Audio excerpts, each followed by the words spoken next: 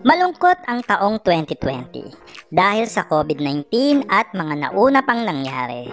At ganun talaga ang buhay, kailangan nating tanggapin, mag-adjust at magpatuloy. At sa isang banda, may mga maganda pa namang aabangan tayo ngayong taon, lalo na pagdating sa motorsiklo. You like a lonely man without me, you're not like everyone. That's why I choose you. You're the one who can make me happy. Oh, you know you're in love when you come for a sleep.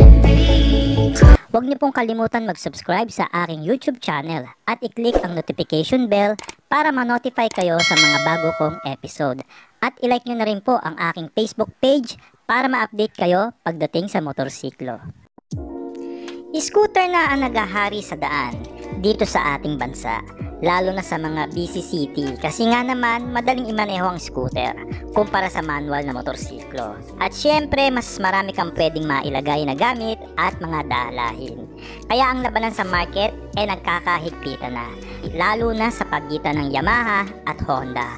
On the other side naman, nagsimula na rin ang kompetensya ng mga China brand. Sinimulan na dyan ng Rusi Motorcycle. Sila ay nagpakita ng 3 demo maxi scooter na EFI ang fuel system. At nilabas na nga nila ngayong buwan ang isa sa mga demo scooter na yon, ang RFI 175. At nitong last week, may nakita akong kumakalat na image ng isang maxi scooter dito sa Facebook na galing sa Motorstar. At ang model ay Easy Ride 150N. At agad kong itong ipinost sa Facebook page at YouTube channel natin. Syempre, alam niyo naman mga brothers, para tayong media na hindi magpapahuli sa balita sa mga bagong motor or scooter, lalo na pag galing yan sa China. Hindi masyadong nagbigay ng official statement ang Motorstar nung nakausap ko sila about sa bago nilang maxi scoot. I mean, hindi man lang sila nagbigay ng specs o presyo. Hintayin na lang daw na dumating sa mga branches nila. Pero sana nagbigay man lang sila ng kahit katiting na info at detalye. Bakit pa itatago? Ang layunin ko lang naman balita at i-market. At saka wala naman silang official launching date, diba? At bahala na siguro sila. Meron lang talagang malalim na rason tungkol doon or meron na silang sinusunod na standard procedure sa mga bago nilang model scooter or motorcycle.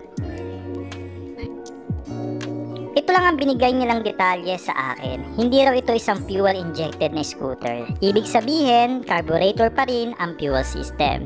Well, marami ang madidisappoint dahil FI na ang uso ngayon. Pero marami rin naman ang matutuwa. Syempre, magiging mababa ang price nito kumpara sa RFI 175 ng Rusi na 90,000 pesos. At low maintenance pa since carburetor lang ang sistema, paborito sa mga mahihilig mangulikot ng motor at magkarga.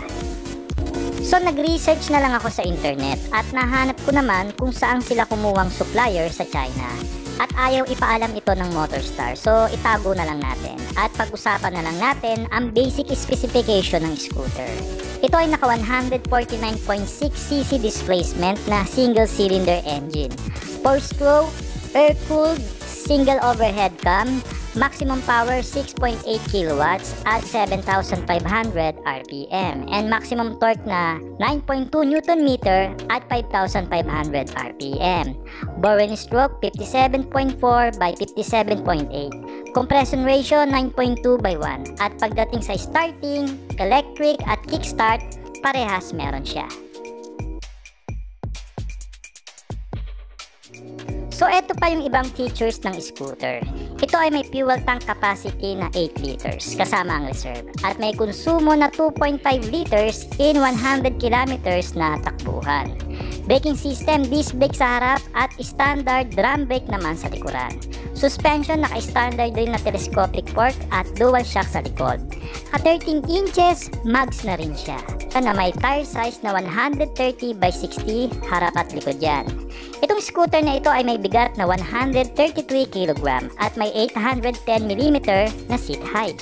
Ang presyo, sigurado ito ay maglalaro sa 60 to 70,000 pesos. Mababa pa rin kung naghahanap ka lang ng isang budget na maxi scooter. Dito ka na sa Motorstar Easy Ride 150N. At syempre mas maraming kompetensya, mas maraming choice ang mga riders. At pababaan na rin ang mga kumpanya pagdating sa presyo. Yun naman ang kagandahan pag marami ng mga labanan. So sa panahon ngayon mga karepa, kailangan ng praktikalan at kailangan ng may service. So actually matatag naman ang Motorstar. So dahil marami ngayong pinagdadaanan tayong 2020, so yun lang yung may recommend ko sa inyo. May bagong labas yung Motorstar 150in. So hanggang sa muli, don't forget like, share, and subscribe. Tiboy Motovlog here. Peace out. You like it